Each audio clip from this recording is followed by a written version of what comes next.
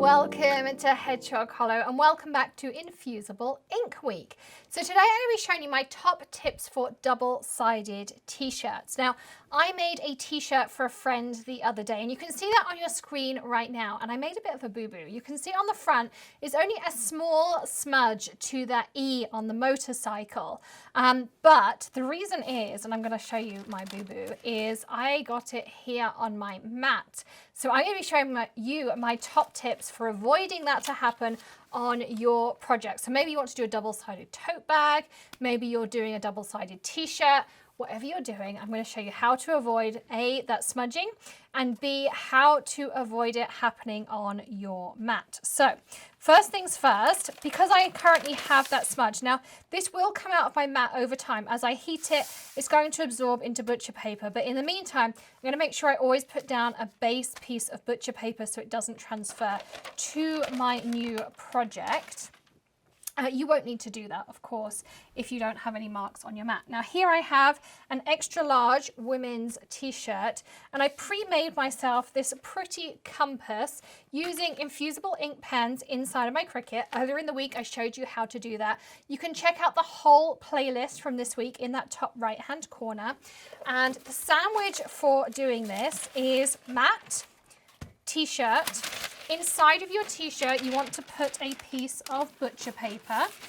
I actually prefer silicone sheets, but Cricut recommend the butcher paper. I'll link both options in the description. You can choose. Usually with sublimation, we use silicone paper. And then we're going to pop our design down. So I'm going to pop it somewhere, somewhere over here. Just kind of having to reverse it in my head. We'll pop it up here. And then we can use some of the heat resistant tape to tape it down, remembering that we don't want to tape anywhere where our design is because it then won't infuse or sublimate, okay? Now I've already preheated my Cricut EasyPress to 385 degrees. I use that Cricut Easy app on the website. I'll link it again in the video description for you. And I've set it to 40 seconds, which is what the app recommends for me. So I made sure I got my butcher paper underneath. And again, we want butcher paper on top. So I'm just going to pop that on the top there. Now with the infusible inks, they recommend the EasyPress 2 because generally you have to go up to 400 degrees with some of the sheets and things like that. So the EasyPress 2 is better. Also, I like the larger size. I found I use the larger size much more. I do have a video on what size EasyPress to buy, what's best, all those things. If you need to tile, I suggest not to slide, but to lift and move. I found that works much better, and plenty of tape. But if you want to check out the what size EasyPress, you can check that out in the top right-hand corner. And these videos are not only in the Infusible Ink playlist, but we've also added them to the Cricut playlist, which all that's in. It's also in, we have a video with the how to make the first cut with the Cricut Maker, how to make your first cut with the Cricut Explore Air 2. All of those things are on there, so they're well worth checking out on the channel. I also have a video comparing the Explore Air 2 with the Cricut Maker if you're thinking about getting a machine. We have the Scan and Cut versus the Maker versus the Silhouette, so if you're looking at getting all those things. Now, the reason we put butcher paper in between is particularly with the pens, you often get a little bit of bleeding. It doesn't happen so much with the sheets, but it's about the formulation of the pens themselves. So that's why you get the bleeding, and we put that on there because otherwise it would transfer onto your EasyPress and then you have to get that out, which is pretty difficult. But if you do get that happen, I find like a little bit of calico muslin, something polyester based works even better, and some butcher paper, and just keep going through that heat cycle and you'll find that it comes back out again. Or let it dry off and then you want to use some kind of solvent to get that off. Okay, so we're just going to move our mat out to help it cool down because there is some reflective fibers in here that just mean it takes a bit longer to cool down. I'm going to leave my butcher paper in the middle for a second, and then I'll show you how we're going to flip this over. And then we're going to do the reverse side. All right, so it's about 30-45 seconds for it to cool down. Nothing much at all. But now we can lift this guy off, and you can see that our compass is on here. Now these aren't really reusable. It's kind of a one-time deal. We'll move this to the side. But the great thing about this, look, I can stretch my t-shirt. It's going to stretch with it. There's no cracking because it's chemically infused into the fibers. And it's, you know, on the reverse side, there's no bleeding through. There's nothing on my butcher paper this side, so I'm not going to worry about changing my butcher paper. I would reuse this piece. I'll just trim this off so I didn't get any bleeding or anything. But one thing you're going to want to do before we do the next stage is make sure you take some paper. This is the silicone sheets I was telling you about. And I'm going to tape a silicone sheet over this because I don't want this bleeding, moving, anything like that when we're doing the next stage of our project. So let's make sure we tape this down. Okay, just like that.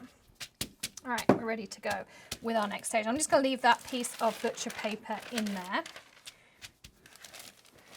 Now we're going to take our EasyPress mat back again. I'm still going to have my safety piece of paper on there just in case because I did make that boo-boo last time. This is how I did it because I didn't put this piece of butcher paper down. Now we're going to take our back of our t-shirt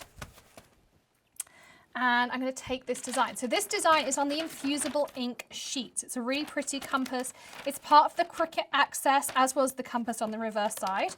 And I'm going to put it on the back of my t-shirt. I think it went like this on the picture. And I'm going to centralize it as best as I can. So it's nice and sticky, so I can just stick it down. So you don't need any tape to hold this one down. Again, I want to make sure there's either a silicone sheet or butcher paper underneath all of my design on the reverse. So I'm just going to pop some extra underneath. You can buy big sheets of this, you can buy a roll. And again, I'll put links in the description and I'll put butcher paper links. So whichever option you prefer, you can stock up. I just want to feel that I have something on all edges because we don't want any bleeding all the way through. Okay, my EasyPress is up to temperature and we're going to pop some sheets on top as well. These are the smaller 8.5 by 11 sheets. I do have bigger ones, I just couldn't find them quickly. Okay, so we're over the top. Again, I'm going to have to tile. I'm just going to stick my edges down because I don't want things floating around. But again, you don't want to stick your tape anywhere that's over your image because then it will not infuse. So we'll just make sure that's like that. Nothing's going to move.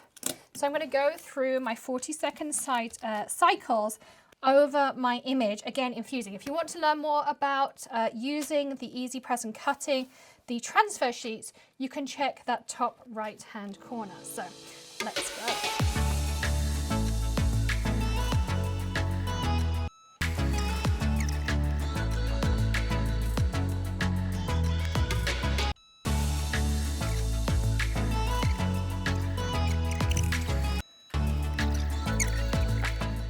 So now we get to do the fun part. So all you do is peel off your silicone sheets, and these you can reuse because there's not going to be any bleeding through that plastic layer.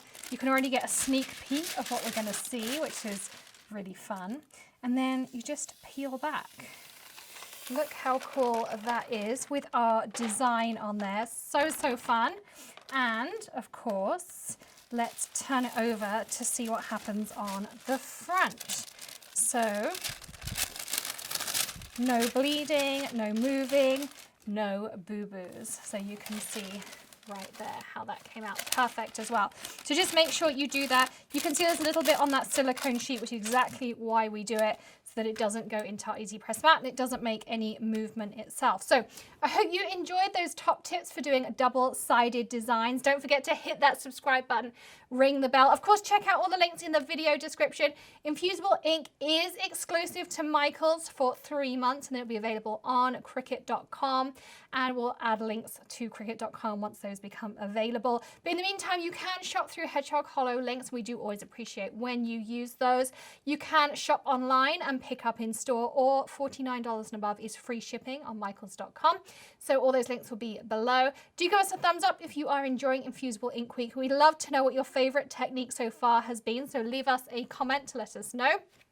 I will see you again tomorrow with one more technique for Infusible Ink Week, and we have so many more planned, of course, because we are having lots and lots of fun with Infusible Ink. So give us that thumbs up. It really does help us. And don't forget to hit that join button to be part of the Hedgehog Hollow community as well. Lots and lots of reasons to join, ways to engage, be part of the community, ways to save, and of course, birthday cards and so much more too.